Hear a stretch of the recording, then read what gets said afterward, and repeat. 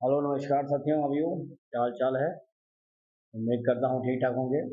साथियों, आज हम लोग देखने वाले हैं molecular basis of inheritance class 12 का, जो कि इसमें पहला लेक्चर होगा हमारा। आज इस लेक्चर में हम लोग देखने वाले हैं कि इंट्रोडक्शन क्या है, यानी इंट्रोडक्टरी जो है इसका आज हम देखने वाले हैं। यानी हम समझेंगे कि मॉलिक्यूलर बेस पर हम ये कैसे समझा पाएंगे कि इनहेरिटेंस होता है।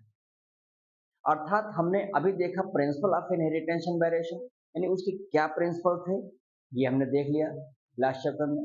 यहाँ देखेंगे कि मॉलिक्यूलर लेवल पर हम कैसे बात करेंगे। जीन क्या है, जीन ट्रांसफर हुआ तो वो कैसे है, डीएनए ट्रांसफर हुआ तो डीएनए का स्ट्रक्चर्स क्या है, किस उसका कंपोनेंट क्या है कंपोजिशन का, यानी तमाम चीज हम देखने वाले हैं। तो स्पेशली जब हम मॉलिक्यूलर बेसिस ऑफ इनहेरिटेंस की बात करेंगे तो यहाँ हम न्यूक्लिक एसिड की बात करेंगे। जो न्यूक्लिक एसिड होता है, यानी हम बात करेंगे कि जो न्यूक्लियस में यानी डीएनए और RNA, but deoxyribonucleic acid ribonucleic acid दोनों में ऑक्सीजन डीऑक्सी मतलब उसमें एक ऑक्सीजन गायब होगा और उसमें क्या होगा, आरएनए में एक ऑक्सीजन मौजूद होगा, नीचे OH हो जाएगी। हम समझेंगे कि आरएनए जेनेटिक मटेरियल के रूप में है कि डीएनए है, तो DNA is the most majority of organism में आप देखेंगे कि जेनेटिक मटेरियल के रूप में क्या होता है, ये देखा जाता है। अब आरएनए में क्या है, आरएनए भी एक प्रकार से जेनेटिक मटेरियल है, लेकिन कुछ कंडीशंस कुछ जगहों पर है, जैसे आप देखेंगे कोरोना वायरस में है, जैसे आप देखेंगे टीएमबी में है, यानी टोबैक मोज़ेक वायरस जो होता है उसमें भी आप टोबैको वाले में देख सकते हैं। तो यहाँ पर ये अपने आप को कह सकते हैं कि ये जेनेटिक मटेरियल के रूप में जाने जाते हैं। समझ में आई बात इतनी। अगली बात मैं अगर आपसे बताऊं कि जो डीएनए है एक प्रकार से पॉलीमर है, न्यूक्लियोटाइड का एक पॉलीमर है। बहुत सारे न्यूक्लियोटाइड आपस में जुड़ जुड़ करके एक पॉलीमर बना देते हैं। अब वो पॉलीमर न्यूक्लियोटाइड का जो बना हुआ, अर्थात किसी भी डीएनए की लेंथ आपको जानना है तो उसके ऊपर उपस्थित कितने न्यूक्लियोटाइड है अर्थात बेस पेयर की संख्या काउंट कर लीजिए, आपको डीएनए का लेंथ पता चल जाएगा। डीएनए का लेंथ अलग अलग ऑर्गेनिज्म में वेरिएशन, उसका वेरिएंट आप देखने को मिलेगा। जैसे अगर आप लैम्डा फेज 5 साइज 174 में देखेंगे तो कुछ उसमें आपको देखने को मिलेगा। अगर वही लैम्डा लैम्डा फेज वाले बैक्टीरियोफेज लैम्डा में देखेंगे तो वहाँ 48,502 देखने को मिलेगा। ई कोलाई में देखेंगे 4.6 10 की पावर 6 वाला होगा। ह्यूमंस में देखेंगे 3.3 10 पावर 9 बेस पेयर होगा।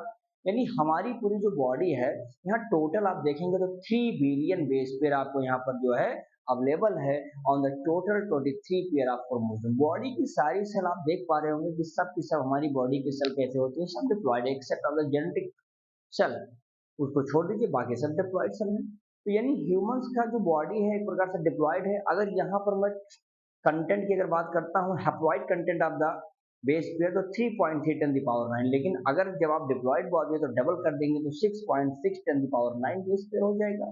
हम इसको बाद में कैलकुलेट करेंगे टोटल, यानी कि दो न्यूक्लियोटाइड बेस के पेयर के डिस्टेंस को काउंट करके फिर मल्टीप्लाई करके हम ये कंफर्म कर लेंगे कि डीएनए की जो लेंथ होती है बॉडी में 2.2 मीटर होता है अप्रॉक्स। तो ये तो अलग बात है कि डीएनए की लेंथ, यानी हमारे शरीर का डीएनए इतना बड़ा है कि एक बार आप स्पेस पे यानी चांद पे जाकर वापस आ सकते हैं, इतना लेंथ है डीएनए का हमारे बॉडी में। अगर हम इसको अच्छे से सब स्ट्रक्चर्स को क्वाइल जितने भी सब पड़े हुए हैं सबको जोड़ जोड़ कर अगर हम बनाए हैं, इतना लेंथ हमारी बॉडी में। समझ में आ गई। अब हम इन्हीं डीएनए को लेकर के हम चलेंगे, फिर डीएनए की कंपोजिशन पढ़ेंगे कि फास्फोरिक एसिड क्या काम करता है, और फिर हम देखेंगे कि पेंटोज शुगर का क्या रूल है इसमें। फिर हम देखने वाले हैं कि नाइट्रोजन बेस का क्या रूल होता है, वो भी प्यूरिन और पिरिमिडीन्स में पाए जाते हैं, उनका क्या स्ट्रक्चर होता है, कहाँ पर नाइट्रोजन पाए जाते हैं, किस कार्बन पर कहाँ पर एब्सेंट होते हैं। जैसे 5 नंबर कार्बन पे नहीं होगा, चाहे वो पिरिमिडीन हो चाहे फ्लोरीन होता है, कुछ ऐसे ऑड नंबर पर ये मौजूद होंगे। वो तमाम चीज़ें हम लोग देखने वाले हैं इस लेक्चर में, इंट्रोडक्शन पार्ट में। तो आप लोग बिल्कुल अपना नोट निकालेंगे, जो इंपॉर्टेंट बात बताता चलूंगा लिखते भी चलेंगे, क्योंकि ये सारी बातें जान लीजिए बहुत इंपॉर्टेंट है। देखिए टॉपिक तो इसमें बहुत सारी चीजें आपको सीखने को मिलेगा बेसिक में, लेकिन बहुत ही कम शब्दों में मैं लिखाऊंगा समझाऊंगा सारी बातें। समझ में आ गई। तो हाँ, सब लोग, हाँ बिल्कुल आप लोग बिल्कुल समझ पा रहे होंगे। ठीक है, चलिए अब इसमें कुछ नोट्स आप लिखते भी रहेंगे, लिखिए। इंट्रोडक्शन पार्ट में आप देख पाएंगे, इसमें हम लोग सिंपल बताएंगे कि जो न्यूक्लिक एसिड होता है, देखो ये जो न्यूक्लिक एसिड है, न्यूक्लिक एसिड क्या है भैया, एक जेनेटिक जेनेटिक मटेरियल होता है। क्या होता है ये, जेनेटिक मटेरियल। ठीक है ना, जेनेटिक मटेरियल होता है जो कहाँ पर होता है, फाउंड इन ऑल ऑर्गेनिज्म। क्या मेरी बात समझ में आई? सारे ऑर्गेनिज्म में पाए जाते हैं। लेकिन जब बात आप करते हैं यहाँ पर डीएनए की, तो डीएनए में आप जानते हैं कि ये कहाँ पर होता है?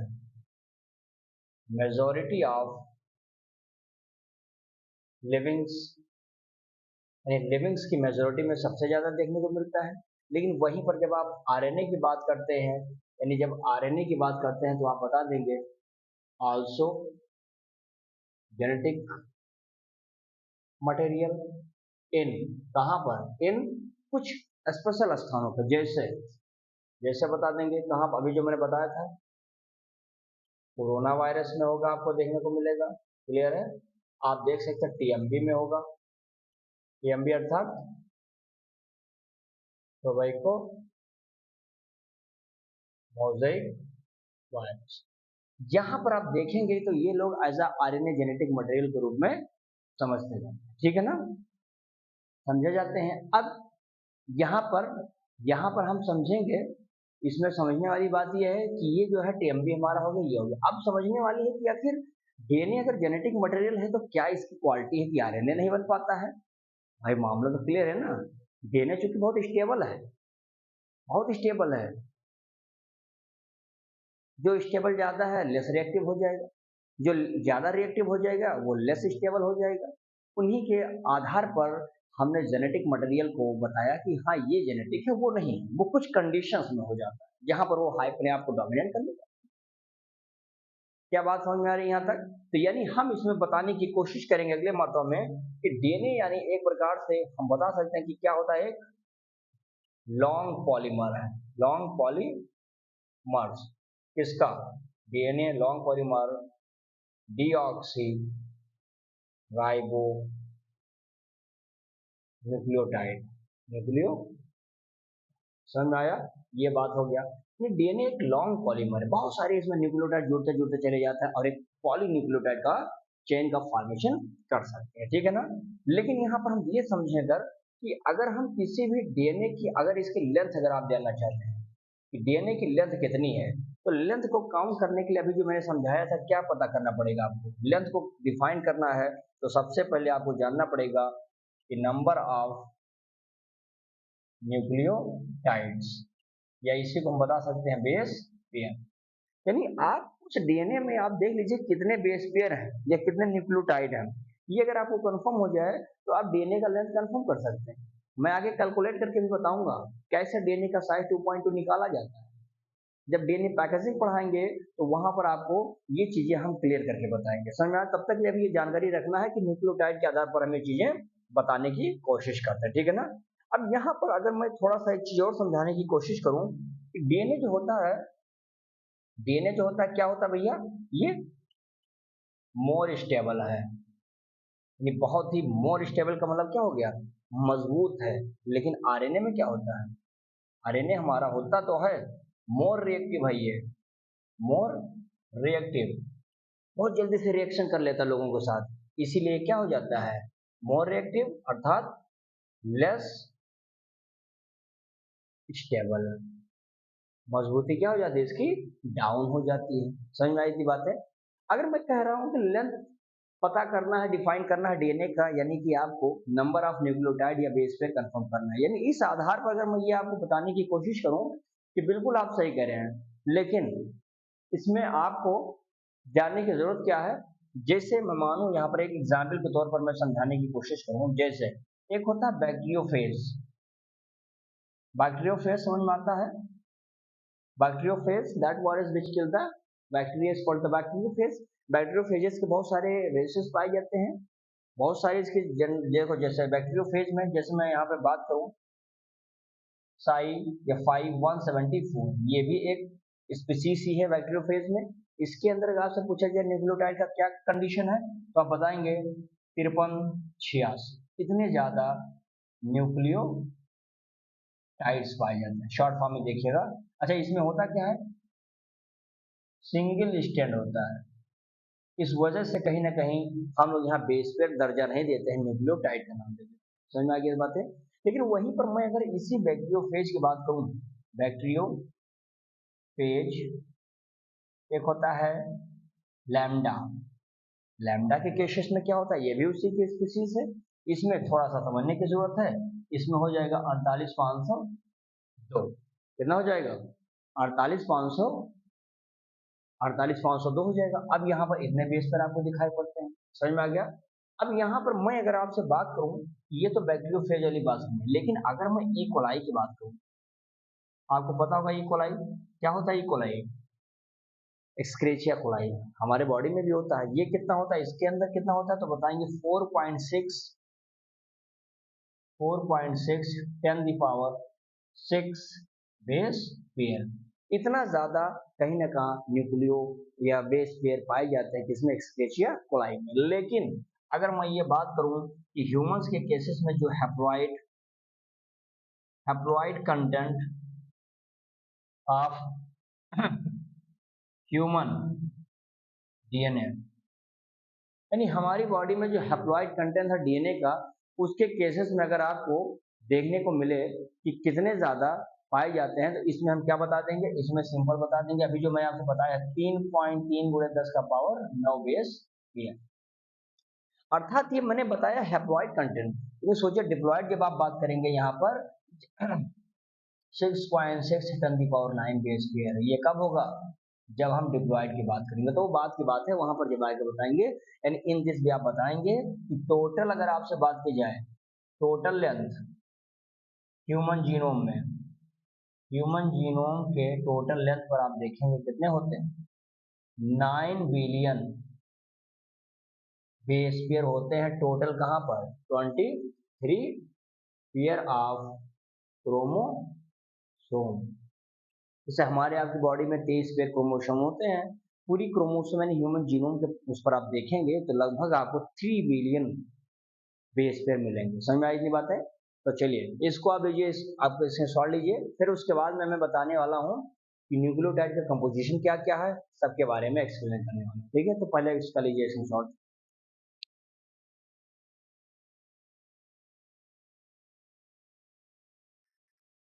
चलिए आगे इसमें हम लोग देखेंगे, हमने हेडिंग दिया है कि स्ट्रक्चर ऑफ पॉलीन्यूक्लियोटाइड। अभी मैंने कहा कि डीएनए एक प्रकार से पॉलीमर होता है, एक बहुत बड़ा चेन होता है न्यूक्लियोटाइड का। और वास्तव में न्यूक्लियोटाइड को हम लोग पॉलीन्यूक्लियोटाइड के रूप में जानते हैं। अब उस न्यूक्लियोटाइड का हम कंपोजिशन देखने वाले हैं, लेकिन सब इसको न्यूक्लियोटाइड के रूप में भी कह सकते हैं। सबसे पहले इसके बारे में एक पॉइंट मैं लिखता हूँ कि न्यूक्लियोटाइड एक प्रकार से क्या होता है। ये जो न्यूक्लियोटाइड होता है एक बेसिक यूनिट होता है, यानी इसकी जो बेसिक यूनिट है, बेसिक यूनिट ऑफ पॉलीन्यूक्लियोटाइड क्या होता है इसका, न्यूक्लियोटाइड ऑफ, चाहे वो डीएनए की बात मैं करूं चाहे वो मैं आरएनए की बात। अब वो अलग बात है कि थायमिन के स्थान पर यूरेसिल हो जाता है आरएनए की केसेस में, वो जब आएगा तो आपको बता दिया। ठीक है, अब समझने वाली मामला क्या भैया यहाँ पे, यानी जितने भी न्यूक्लियोटाइड है सारे के सारे ईच न्यूक्लियोटाइड है, ईच न्यूक्लियोटाइड्स, ये न्यूक्लियोटाइड्स के रूप में लिख दिया मैंने। इसके 3 कंपोनेंट होते हैं, क्या होता है इसमें, 3 कंपोनेंट्स। अब जरूरी है कि उन कंपोनेंट्स के बारे में जानना है, जिसमें सबसे पहले अगर मैं बात करता हूं तो यहाँ पर हम बात करेंगे किसके बारे में, नाइट्रोजनस बेस।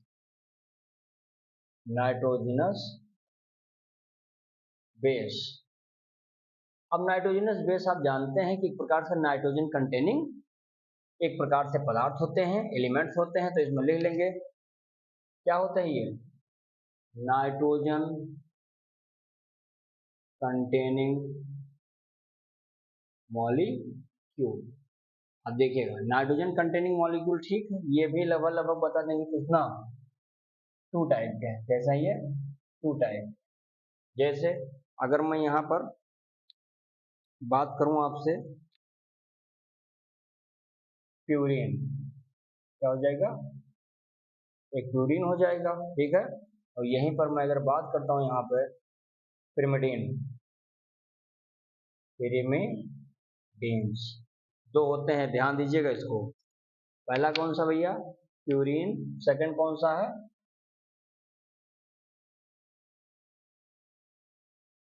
ये मामला क्लियर है यहाँ तक। अब हम जानने की कोशिश करेंगे कि प्यूरिन और पिरिमिडीन नामक जो बेस पेयर हैं उनकी क्या खास बात है। अब जैसे यहाँ पर देखेंगे प्यूरिन में तो ये दो बेंजीन रिंग आपस में फ्यूज करते हैं, एक तो 6 का होगा, दूसरे में 5 वाला कार्बन होता है, यानी टोटल ये 9 कार्बन मॉलिक्यूल होते हैं। यानी इसको मैं अगर चाहूँ यहाँ पर, तो मैं अगर लिखूँ यहाँ पे, तो इसमें कितने होते हैं भैया बता दें कि इसमें कितने होते हैं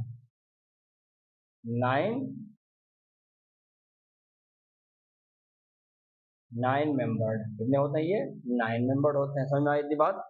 यानी प्यूरिन में 9 मेंबर्ड होगा और साथ ही साथ में बता देंगे एग्जाम्पल में, जैसे एडेनिन, जैसे ग्वानिन, एडेनिन और ग्वानिन। प्यूरिन पिरिमिडिन में देखेंगे, इसमें सिंपल है, इसमें भी कितने होते हैं 6 मेंबर्ड। कितने होते हैं इसमें 6 मेंबर्ड होते हैं, ठीक है। अब ये 6 मेंबर्ड जो हैं इसकी क्या क्वालिटी है, इसकी जो 6 मेंबर की जो क्वालिटी है सबसे इंपॉर्टेंट, तो आप सबसे एग्जाम्पल पहले ध्यान दीजिएगा, क्योंकि ये शॉर्ट फॉर्म में लिखेंगे भैया तो इसको लिख सकते हैं एजी। एजी समझ में आया, एजी है एडेनिन, ए जी ग्वानिन, ठीक है, और एजी हो जाएगा। और यहाँ पर आप आएंगे तो आपको यहाँ पर साइटोसिन मिल जाएगा, थाइमिन क्या बोलेगा इसमें साइटोसिन। और एक यहाँ पर ले लेंगे एग्जाम्पल में कौन सा थाइमिन, क्या हो जाएगा भैया थाइमिन। यही थाइमिन आपको यूरेसिल में दिखेगा, लेकिन किसमें जब आरएनए का बढ़ेंगे, क्योंकि आरएनए डीएनए का लगभग लगभग सारा का सारा स्ट्रक्चर सेम है, लेकिन यहाँ नाइट्रोजन बेस में ये थाइमिन के स्थान पे यानी जो ये सीटी है, सीटी ये केवल एक चीज इसमें है यूरेसिल आ जाता है, इसी पे बदलाव है चूंकि ये आरएनए में है। अब यहाँ पर देखेंगे, इसमें आप बता सकते हैं इसको याद करने का तरीका क्या भैया, इसमें याद कर सकते हैं हम लोग आलू गोभी, आलू गोभी, देखो आलू गोभी एजी, आलू गोभी एडेनिन ग्वानिन, इस आधार पर याद करेंगे। इसको याद करने का तरीका कि पिरिमिडिन में कौन कौन से बेस पे है, तो यहाँ पर याद करने का तरीका आप बता दीजिए कट। कट समझते हैं, देखो कट बना दिया मैंने, C for cytosine, T for thymine, U बीच में अर्थात कॉमन है आरएनए में केवल, तो ये बीच में लगा दिया हमने यूरेसिल वाला है। तो कट याद करिएगा, पिरिमिडिन के केसेस में बेस पेयर है, और इसके केसेस में आपने बता दिया क्या भैया, तो उसका नाम हो जाएगा हमारा आलू गोभी के नाम से, जिसका नाम हो जाएगा एडेनिन और ग्वानिन। क्या मामला यहाँ तक समझ में आ रहा होगा, एक एक पॉइंट समझिएगा। अब हम इसमें बात करेंगे कुछ स्ट्रक्चर्स की बात करेंगे। अच्छा इसमें सबसे पहले होता ये भी बता देता हूँ, चलो यहाँ पे देखो, इसमें दो बेंजीन रिंग आपस में क्या होते हैं फ्यूज्ड, क्या होते हैं फ्यूज्ड, और यहाँ पर कार्बन कहाँ पे होगा एक्सेप्ट कार्बन नंबर 5, 5 को छोड़ करके, except 5 number, all odd number have nitrogen. क्या मामला को समझ में आ रहा, 5 नंबर कार्बन को छोड़ दीजिएगा, जब ये रिंग बनाइएगा तो 5 नंबर कार्बन छोड़ो, बाकी जितने भी ऑड नंबर है वहां पर नाइट्रोजन होगा। ऐसा रिंग अगर आपको 2 रिंग मिल जाए बेंजीन का, तो जान जाना ये किसका मामला है, ये प्यूरिन वाले की बात हो रही है, यानी इसमें एडेनिन और ग्वानिन की बात हो रही है, यानी इसमें आलू गोभी की बात हो रही है। समझ में आई बात। अच्छा मैं इसके स्ट्रक्चर्स को अगर थोड़ा सा आपके सामने ड्रा करने की कोशिश करता हूँ, देखो जैसे समझने की कोशिश करना होगा,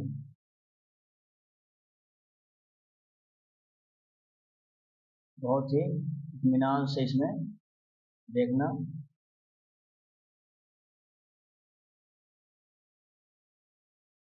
ठीक है, अब यहाँ पर मैं आपको बताऊं कार्बन नंबर कहाँ पे होगा, देखो ये है 1, ठीक, ये है 2, ये है 3, ये है 4, ये है 5, ये है 6, ये है 7, ये है 8 और ये है 9। मैंने आपसे कहा अगर ऐसे रिंग बन जाए, कार्बन कहाँ पर लगेगा, सॉरी नाइट्रोजन कहाँ पे अटैच होगा, प्यूरिन के केसेस में कार्बन नंबर 5 तुम छोड़ देना, बाकी जितने भी ऑड नंबर मिल जाए, ध्यान रखना ऑड नंबर क्या है 1, 3, 5, 7, 9, यही तो ऑड नंबर जो 2 से ना डिवाइड हो। उन्हीं पर आपको देखने को मिलेगा कि किस प्रकार से नाइट्रोजन अटैच होते हैं, अर्थात यहाँ पर नाइट्रोजन अगर आप अटैच करना चाहते हैं तो कहाँ पर दिखाएंगे भैया, देखो कार्बन नंबर 1 यहाँ पर नाइट्रोजन हो जाएगा, ये वाले पे। कार्बन 2 पे नहीं होगा, 3 पे होगा, यहाँ होगा नाइट्रोजन। 4 पे 4 पे होगा नहीं, और 5 पे लगाना था लेकिन 5 को छोड़ करके कहा गया है, समझिएगा। फिर आ जाएंगे किस पे, 6 नंबर पे। तो 6 पे लगाएंगे, नहीं लगाएंगे 2 से डिवाइड हो जाएगा, ऑड नहीं है। 7 पे लगेगा, यहाँ पर नाइट्रोजन आपको मिल जाएगा। 8 पे नहीं लगेगा, 9 पे मिल जाएगा। क्योंकि पेंटोज शुगर यहीं पे आके अटैच होता है, बाद में पता चलेगा, क्योंकि ये फ्री होते हैं, नीचे हैं तो फ्री एंड है ये, तो यहाँ पर अटैच होता है। अर्थात इसमें आपने देखा है, आपने ये समझने की कोशिश की कि कार्बन कहाँ पर, नाइट्रोजन कहाँ पर अटैच है। तो लिखेंगे 1 3 7 9, यहाँ पर क्या है आपको, नाइट्रोजन आर अटैच्ड। यहाँ पर आपको जो नाइट्रोजन मिल रहे हैं ये सब क्या है, अटैच हो जाते हैं। समझ में आ गई बातें, तो ध्यान से पढ़िएगा, बहुत इंपॉर्टेंट बात है। इस नंबर को याद कर लेना, 1 3 7 9। 5 पे लगेगा नहीं, 5 भी ऑड नंबर है, बट 5 पे छोड़ करके मैंने कहा है ऐसे रिंग बन जाए तो अपने दिमाग को मैसेज देना कि हम इस प्रकार से ये चीज कर सकते हैं। अब हम आते हैं पिरिमिडीन के बारे में, ये भी बहुत इंपॉर्टेंट है। पिरिमिडीन में हमने बता दिया, पूरा कॉन्सेप्ट क्लियर है। इसमें सिंगल बेंजीन रिंग है, अर्थात अगर मैं यहाँ रिंग बनाकर एक इसका भी दिखाऊं तो इसमें देखो, इसमें हो जाएगा आपका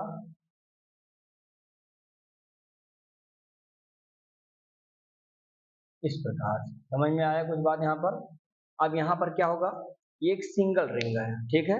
इसमें भी क्या होता है, कॉन्सेप्ट इसका क्या कहता है, कॉन्सेप्ट इसका कहता है बाबू, यहीं पर मैं लिखता हूँ, देखिएगा सामने लिखता हूँ, यहीं पर एक एक पॉइंट समझिएगा। देखिए, इसमें आप बताना है आपको सिंपल, यहाँ पर नाइट्रोजन कहाँ पर होगा, ऑल पोजीशन, सभी जगहों पर होगा, ऑल पोजीशन एक्सेप्ट,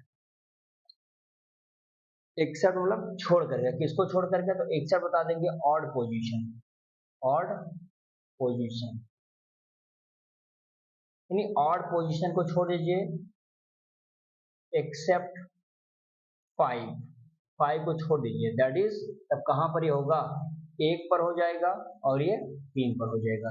क्योंकि आपको पता है कि देखो, जैसे मैं समझाता हूँ, देखो कार्बन नंबर 1 2 3 4 5 6, यही तो है भाई, एक एक सिंगल रिंग है इसमें, तो इसमें लिख सकते हैं क्या, single ring of benzene. Benzene की सिंगल रिंग होती है। अब यहाँ पर आपको समझने की जरूरत ये है, कार्बन नंबर 1 ऑड नंबर है, देखो ये कहा है कि 5 छोड़ दीजिए, यानी इस पे तो बिल्कुल नहीं पाया जाएगा, ये कन्फर्म है, ठीक है। तो यानी 1 पे होगा, चलो इस पर नाइट्रोजन होगा।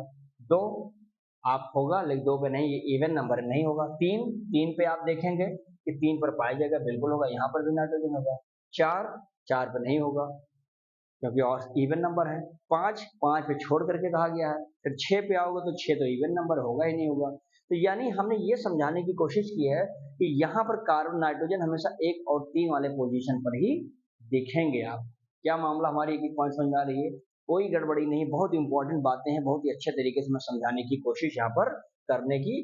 देखिए आगे इसमें एक चीज समझेंगे यहाँ पर, जैसे यहाँ पर भैया ना, ये देखो ये कहाँ गया, जैसे मैं थोड़ा सा इंडिकेट करने की कोशिश करूंगा यहाँ पे, यानी इसमें आप क्या समझा देंगे, यानी एक 5 नंबर 1 और 3। अब देखो यहाँ पे ये जो 9 नंबर है, ये वाला, ये ये 9 नंबर यहाँ पे है ना, और यहाँ पर क्या है, ये 1 नंबर वाला पोजीशन, ये वाला।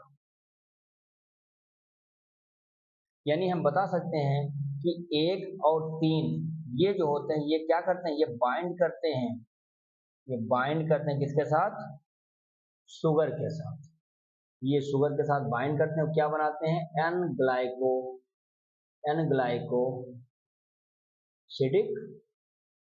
Bond, N glycosidic bond, sugar के साथ जुड़ करके एन ग्लाइकोसिडिक बॉन्ड का फॉर्मेशन कौन करते हैं, ये करते हैं। जित क्योंकि अब देखो 1 नंबर 9 नंबर ये सब क्या होता है, ये फ्री कंडीशन में पाए जाते हैं, इसलिए हम कहते हैं कि यहाँ पर ये लोग यहाँ पर पाए जाते हैं। क्या मामला समझ में आ रहा है, तो इतना समझ में आया। अब हमने अभी एक बात समझे, नाइट्रोजन बेस।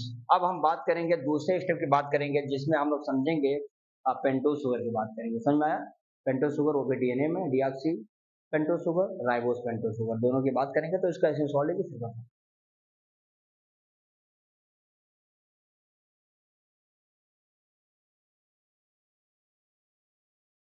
चलिए अब हम बात करेंगे पेंटोस शुगर, ठीक है। पेंटोस शुगर में आपको ये पता होना चाहिए कि पेंटोस शुगर में हमें क्या मिलने वाला है, दो चीजें हैं, एक तो आरएनए मिलेगा, एक तो डीएनए मिलेगा। डीएनए में क्या होता है, डीऑक्सीराइबोस शुगर यानी दूसरे कार्बन नंबर पर एक ऑक्सीजन क्या होता है वहां पर डिलीट हो जाता है, और आरएनए में राइबोस शुगर चुकी है यानी वहां पर एक ऑक्सीजन आपको देखने को मिलेगा। ये बात समझ में आ रहा है इतना चीज है। अब यहाँ पर मैं बताता हूँ, ध्यान से देखिएगा, इसमें सिंपल बताएंगे भैया कि इसमें क्या होता है, एक तो राइबोस शुगर होता है, राइबोस शुगर, ठीक है ना, और एक में देखेंगे डीऑक्सी राइबोस शुगर मिलता है। क्या मामला, ये देखो ये डीएनए में होता है और ये वाला आरएनए में होता है। इतनी बातें तो मेरे हिसाब से आपको समझ आती होंगी, समझ में आ गया। अब देखो दोनों 5 कार्बन के हैं यानी पेंटा शुगर, यानी कैसे सर, पेंटा कार्बन है। अब उस पेंटा एंगल में आपको देखने को ये मिलने वाला है कि जैसे मैं स्ट्रक्चर अगर इसका मैं बनाऊं, देखो देखो भैया, ये तो पेन ही चल रहा है, देखो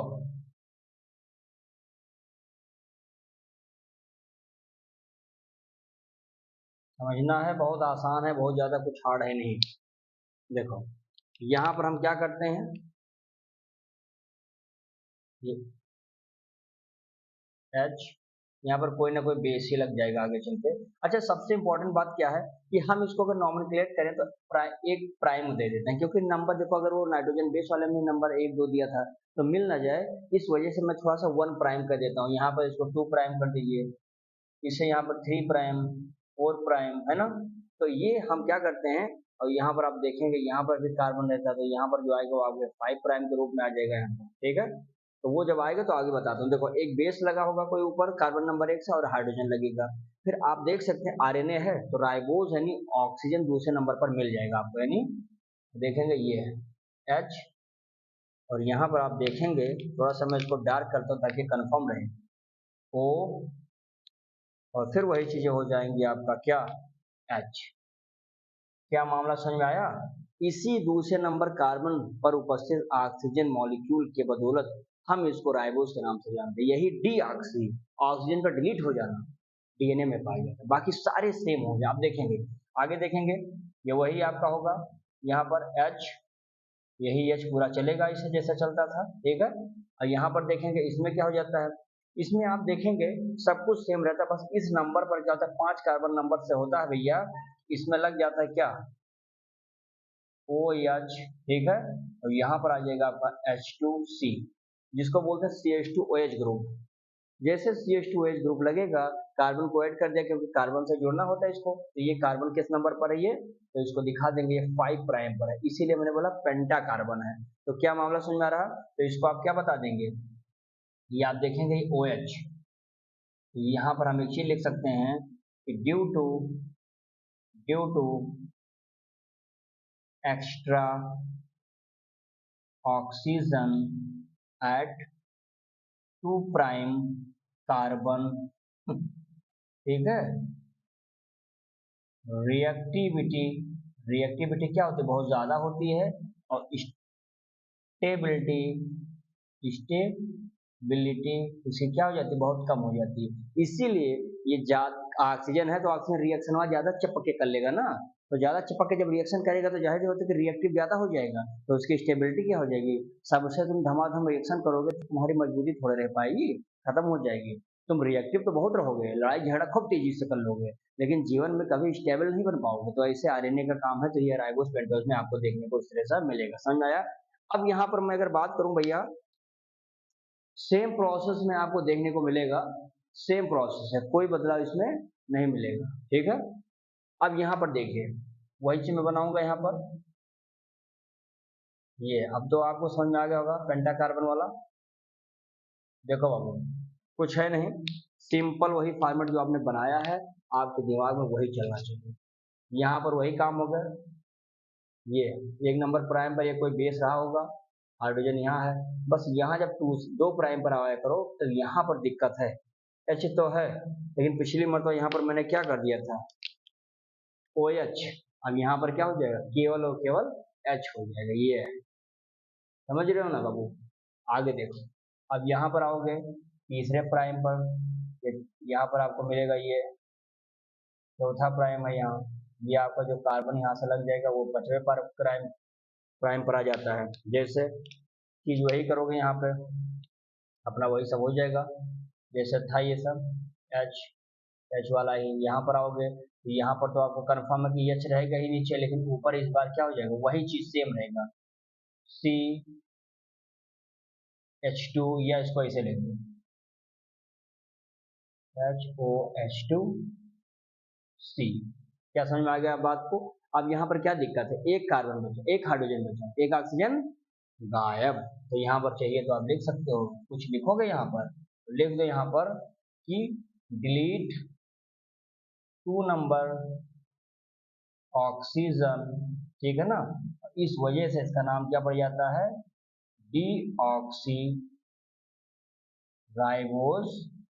इसकी डी राइबोस की वजह से इसकी स्टेबिलिटी क्या हो जाती है, स्टेबिलिटी काफी तेजी से बढ़ जाता है, ये स्टेबिलिटी बढ़ी रहती है। क्या मामला क्लियर है यहाँ तक, कोई दिक्कत होना नहीं चाहिए आपको, समझ में आ गया। अब यानी एक चीज मैं नोट लिख देता हूँ, आप भी लिखेंगे नोट। देखो जो नोट मैं बताता हूँ उसको लिखते भी रहेंगे, क्योंकि नोट ही आप जान लीजिए बहुत इंपॉर्टेंट पॉइंट अदा करते हैं।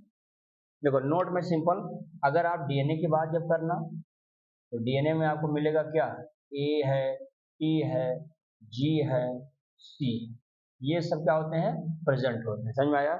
लेकिन जब आप बात करेंगे आरएनए की, तो आरएनए में ध्यान देना, ए है वही सब है, जी है, सी है, लेकिन थायमिन इस बार बदल गया। मैंने समझाया था अभी जब समझाया था न्यूक्लियोटाइड वाला, तो यहाँ पर क्या आ जाता है, यूरेसिल आ जाता है, और उसी यूरेसिल के बदले सब क्या होते हैं, बदल जाते हैं, समझ में आ गया। यानी यहाँ पर आप देखेंगे एक जो नाइट्रोजनस बेस होता है, यहाँ पर देखेंगे ए जो होता है, ये ए बराबर टी होता है, और देखेंगे सी बराबर क्या होता है, सी ट्रिपल बॉन्ड जी से जुड़ा रहता है, यानी एडेनिन ग्वानिन के साथ डबल हाइड्रोजन बॉन्ड से लगा रहता है, और इसकी मजबूती के लिए यहाँ पर 3 हाइड्रोजन बॉन्ड लगे रहते हैं।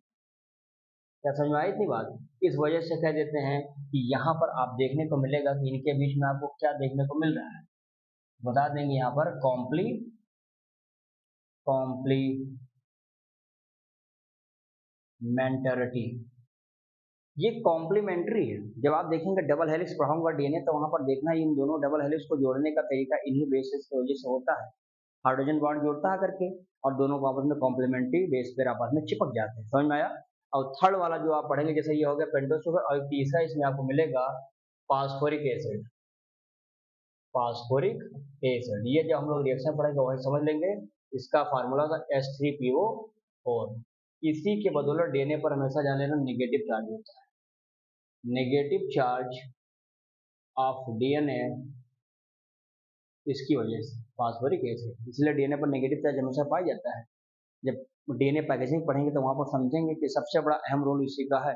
ये ना होता तो डीएनए पर नेगेटिव, सॉरी फास्फोरिक एसिड, ठीक है ना, तो इस पर ये नेगेटिव होता है, इसलिए डीएनए हमेशा नेगेटिव हो जाए, समझ आया।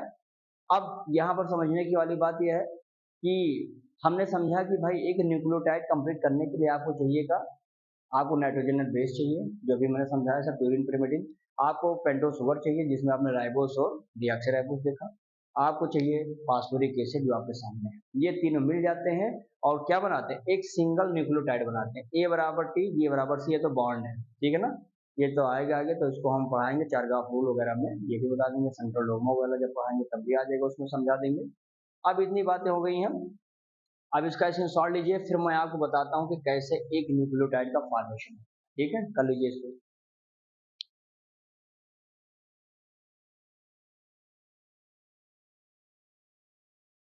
चलिए इसमें आप देख सकते हैं बेटा, मैंने बना दिया है, ये पेंटोस शुगर है, ये प्राइम 1 कार्बन का है। यहाँ से आप देखेंगे कि ऊपर हमने आपको बताया था कि कार्बन नंबर 1 से कार्बन नंबर 9 आपस में ये दोनों क्या होते हैं, फ्री एंड होते हैं, यहाँ से जुड़ने के चांसेस ज्यादा होते हैं। अब यहाँ पर आप देखेंगे पेंटोस शुगर यहाँ पर क्या करेगा, जुड़ेगा, कौन सा बॉन्ड था, ये बनाते थे एन ग्लाइकोसिडिक बॉन्ड बनाते थे। जब कभी भी ध्यान देना, जब कभी पेंटोज शुगर आप देखेंगे, जब कभी भी, हाँ, ये पेंटोज शुगर जब कभी नाइट्रोजन बेस के साथ जुड़ेगा तो यहाँ एन ग्लाइकोसिडिक बॉन्ड के द्वारा जुड़ जाता है। लेकिन जब कभी भी यही फास्फेट, यही पेंटोज शुगर किसके साथ, फास्फोरिक एसिड के साथ जुड़ता है तो फास्फोइस्टर बॉन्ड के साथ जुड़ता है। तो यहाँ पर आप देख सकते हैं कि किस प्रकार से इस जिस बेस का नाइट्रोजन नंबर कार्बन नंबर 9 जुड़ गया है कार्बन नंबर 1 के साथ, किसका, पेंटो शुगर के साथ। जब शुगर के साथ ये बेस लगा 9 नंबर वाला 1 के साथ, तो ये बन गया न्यूक्लियोसाइड बॉन्ड। न्यूक्लियोसाइड कह सकते हैं, बॉन्ड हटा दो यहाँ से। और जब यहाँ पर आपने देखा कि ये जो आपका था कार्बन नंबर 1, 2 प्राइम, 3 प्राइम, ये 4 प्राइम, यहाँ से आप देखेंगे ये 5 प्राइम, इस 5 नंबर कार्बन से आपने देखा कि किस तरह से ये फास्फेट वाला पूरा ग्रुप जुड़ जाता है। जब फास्फेट ग्रुप जुड़ता है H3PO4, तो PO4 एक O यहाँ से न PO4 होना चाहिए था, तो एक ही O है, एक O गायब हो गया, तो वहाँ के हाइड्रोजन के साथ क्या करता है, रिएक्शन करके पानी बन के वहाँ से वो निकल जाता है, बाकी पूरा का पूरा ग्रुप ला करके इसमें ऐड हो जाता है। और जैसे फास्फेट ग्रुप जुड़ जाता है, ये पूरा का पूरा स्ट्रक्चर क्या कहलाता है, न्यूक्लियोटाइड कहलाता है। समझ में आया होगा बात। ये चीज आप देख पा रहे होंगे कि नाइट्रोजन बेस और शुगर, जब नाइट्रोजन बेस के साथ ये शुगर लग जाता है तब इसको हम बोलते हैं न्यूक्लियोसाइड कहते हैं, जैसे कि ये देखा। लेकिन इसी न्यूक्लियोसाइड में अर्थात इसमें जब फास्फेट नामक ग्रुप लग जाता है तो इसको न्यूक्लियोटाइड के रूप में दिया जाता है। ये पूरा आप देख सकते हैं फास्फेट ग्रुप जुड़ने के बाद। इस प्रकार से जो न्यूक्लियोटाइड होता है, एक पॉलीन्यूक्लियोटाइड होता है या तो न्यूक्लिक एसिड होता है। समझ में आ गया इतनी बात।